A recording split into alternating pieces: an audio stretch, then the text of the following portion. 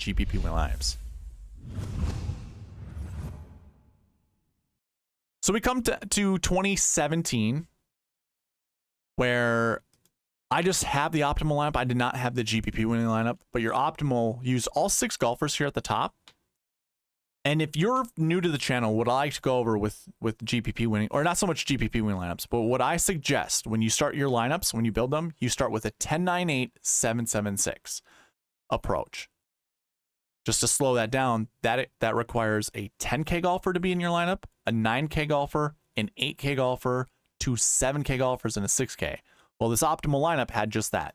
10K in Charlie Hoffman, a 9K in Tony Finau, 8K in Ian Poulter, 2 7Ks, 1 in Gary Woodland and 1 in Johnny Vegas, and then a $6,600 Robert Garrigus. All of this equaled up to be $50,000. So right away, we see the 10-9-8-7-7-6, and that's in 2017. We moved to 2018.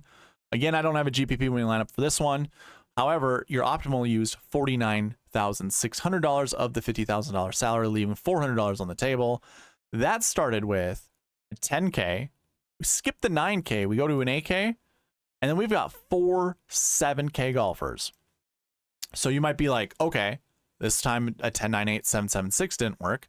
You'd be correct. However, I did kind of make a rule that you can have 2 substitutions. So if we think about the 10-9-8-7-7-6, we start with a 10, then we go to a 9. If we didn't like anyone in the 9K range, we can actually sub that down to say maybe an 8K golfer. Now, I will say this doesn't quite work out because I think moving a 9 down to an 8 counts as one substitution. You can see we have 4 7K golfers, so we obviously have to make a 6K to a 7K substitution. So how about we start there? We don't see a 6K golfer, so we make our substitution from a 6 up to a 7. So now we would have 3 7K golfers in our lineup if we were to start 10-9-8, and that's 7-7-7. But again, we don't have a 9K golfer. So we got to sub that down. To me, I think you sub from a 9 to an 8 and an 8 to a 7. That's how I think of substitutions.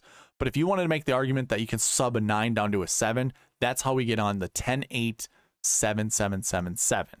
Now, 11-7 is pretty expensive.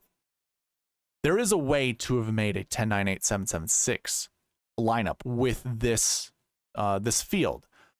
You would start with Tommy Fleetwood, 10,500, Ian Poulter at 9,100, $8,100 Keegan Bradley, and I think we just do the three 7Ks here. This equals 49,900.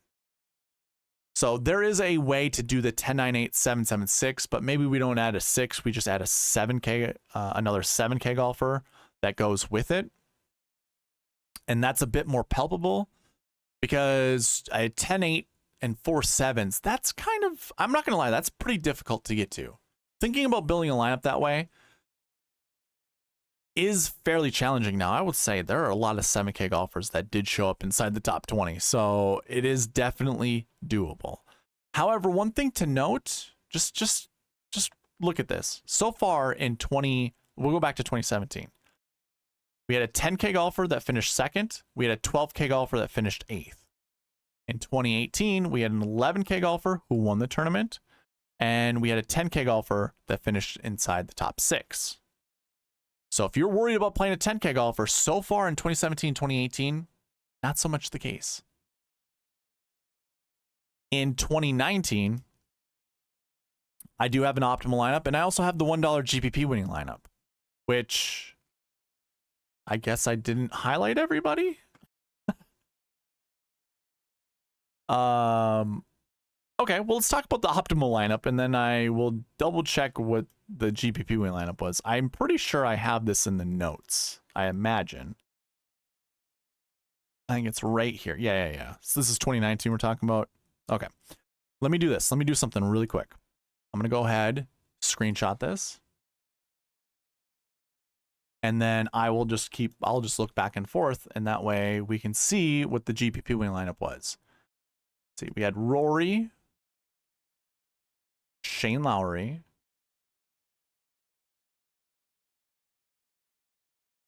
okay, this is much more challenging than I thought. Brent Snedeker was in it, Nick Taylor, Okay, how about this? I'm not going to waste your time as I'm trying to figure this out. I mean, if you're ever streaming, a lot of times your brain just goes to mush and I can't look as well as I'd like to. So how about we just do the find, right? And will it? Already. Okay.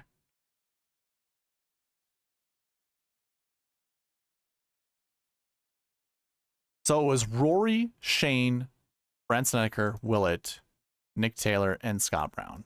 That equaled 50,000 on the button. And might I add, it starts with an 11K golfer. So I know I was going to say optimal, but I wanted to figure this out first. Rory starts with a 10K golfer, then a 9K golfer, 8K, 7, 7, 6. So your GPP winning lineup in 2019 did the 10, 9, 8, 7, 7, 6 method, or it started that way. Your optimal lineup had an 11K golfer, 8K golfer, another 8K, 7, 7, 6. That equaled $49,500.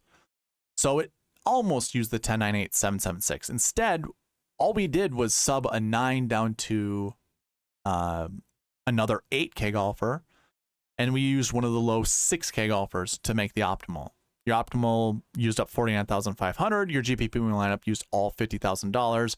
But again, just to point it out, there's a 10K that finished first, a 10K that finished fourth. And then we also had two 10Ks down here that finished 20th place. So if you're kind of worried about playing a 10K golfer this week, maybe don't, because it has proven to be a pretty, let's just put it this way, that salary has lived up to its cost. It has performed pretty good. In 2022, let's just get that out of the way right away. Ooh, 10K golfer, 10K golfer, 10K golfer. 4 10K golfers inside the top 10. We also had an 11K golfer here down in 18th place. I guarantee, was that all that we had for 10K golfers? No, we had Cam Smith down here. Do we have 6 10K golfers? Holy moly. Looks like all 6K, all 6. Yeah, let me put a filter on this. Sort from top to bottom. We had 6. They all made the cut. Only Cam Smith was he was the only person that did not finish inside the top 18, it looks like. So that's pretty remarkable. Again, giving you more confidence to play any of the 10K golfers this week. It looks like all are in play just by going over the salary structures. That's not usually a popular sentiment with a lot of people because they just think salaries don't matter when it comes to lineup building, but of course they do. You can't use up more than $50,000 of the salary, so you have to make decisions. Now, a lot of people are like, well, I would never play a 10K golfer. That's just too much. It costs too much. Well, in a weak field like this, a 10K golfer probably makes the most sense, honestly.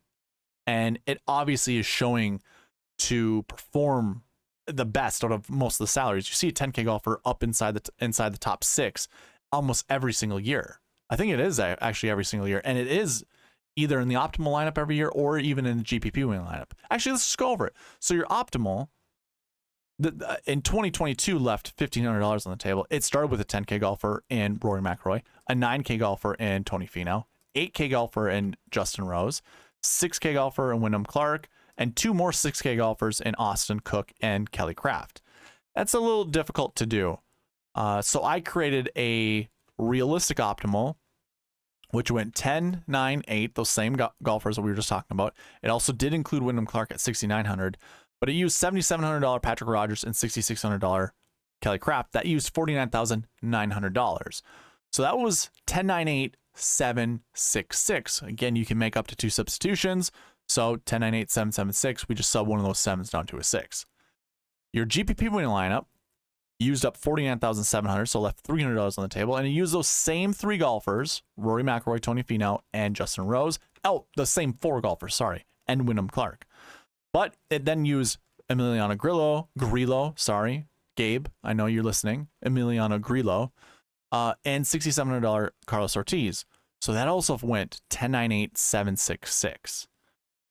Now your optimal that year scored 638, GPP scored 600, and your realistic scored 631. That's 7 points behind the optimal and 31 points ahead of the GPP winning lineup.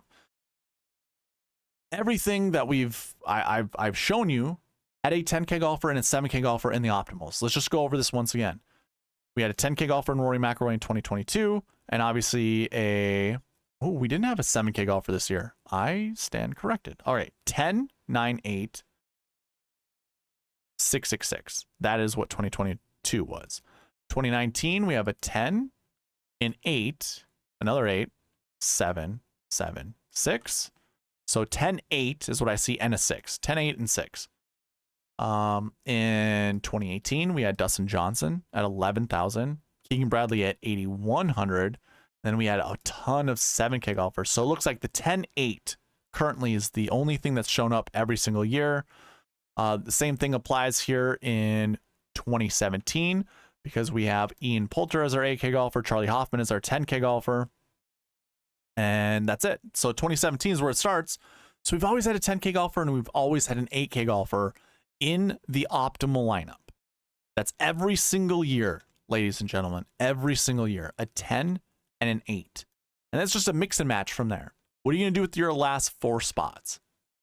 Now, of course, you got to look at it this year. What's different? Let me start with one thing. We do have 3 10K golfers. Now, I keep track of all this information here with the bucket system, and I'm going to talk about this a little bit later in this video or in the preview video. You can see the totals that we've seen every single year. This is the lowest we've seen since 2018. But what did we see in 2018? You had DJ, Tommy Fleetwood. Where's our last 10K golfer? Did he make the cut? Did he miss the cut? Brooks Koepka missed the cut. I don't know what Brooks' story was at that time. I don't know if he was dealing with an injury, but he missed the cut. Now, I suppose in 2017, we also had 3 10K golfers. You had one there, one there. So we had 2 inside the top 10. Where's our third one? Matt Kuchar down here. As I was saying, I keep track of top 10 success rates, frequency rates, the success. I should say this is just through all of the buckets. Success is by itself. 58% of the time, or 58% of all golfers in the 10K bucket have finished inside the top 10. 58%. We go down to the top 20s right here, 76%. So it's over 75% having a golfer from the 10K range to be inside the top 20. 94% success rate for a cut made, which isn't going to be good enough for a 10K golfer, but if there was any additional confidence you needed to do in playing a 10K golfer, I think it's shown right here. These are the highest success rates I've seen from any bucket. I wish I had a website to show you all the single years that, or every year for every tournament. This would probably be one of the highest success rates you've ever seen. And you can see when it comes to top 10s, we've had at least 2 every single year, 2, including 2018 and 2017, where we had 3 total 10K golfers in those tournaments. So when it comes to this year, and we're looking at Rory McIlroy, Sam Burns, and Tyrrell Hatton, yeah, I think it's looking pretty good that those guys are going to finish inside the top 10. And not all of them, or there's only 3 of them, but 2 of them. Is this the year that the trend breaks, where we don't see a 10K golfer inside the top 10? Or yeah, 10K golfers, almost a tongue twister. I don't think so. I mean, Rory's been playing pretty good as of late. He is your defending champion. What if he went back? By the way, he's a back-to-back champion. He's looking to become a back-to-back-to-back champion. That would put him in some pretty good company, like one LT Gray Woods. Yeah, Tiger Woods. He'd be in that company, and I think only a handful of other golfers went back-to-back-to-back on the PGA Tour. Probably not even the Canadian Open can anyone say they've been back-to-back-to-back. So I could see Rory doing well here. He's in a lot of buckets that would help him perform, not so much help him perform, but have proven to perform well. Sam Burns is no slouch either. He's turning it on at the right time. I think this is a good golf course for him as well. And same kind of goes with Tyrrell Hatton. I don't mind Tyrrell at this golf course, but if there was one that I probably don't like or the one that I like the least, it's going to be Tyrrell Hatton. I would much rather play Rory, and I'd rather play Sam Burns. So don't be afraid, especially Rory at 11.5. Again, every single year. I'm trying to find our 11K golfer. Scotty Scheffler finished 18th last year. That's not good enough, but it's not going to hurt you. Rory was 11.2 in 2019. He won it. DJ was 11.7 in 2018. He won it. 2017, 12,200 Dustin Johnson. He finished 8th. I think I'm not going to look at, I just want you to see all the high price guys. Yeah, 2017. So every single year we've seen an 11K golfer. Let's put it that way. We've seen an 11K golfer inside the top 18. Scotty's really the only anomaly, but I'm not afraid of playing the TPG, as Chad Eckert would say from the Fantasy Golf Pod. Rory is definitely on my radar to play this week. I mean, outside of him just being the best golfer in the field, just being an 11K golfer, the performance trends that come with the top price guy, because again, this is a rank order that DraftKings has decided who has the best odds or who has the best chance to win is going to be rank ordered from the highest salary down. So yes, Rory McIlroy being the best golfer in the field. Yeah, don't be afraid to play him in your DFS lineups. That's all that I have for the Pass Optimal and GPP win lineups, and also looking at the salaries for this week. We'll kind of dive into it a little bit more with the bucket system, but this was your in-depth analysis when it comes to salaries for this year and the previous years.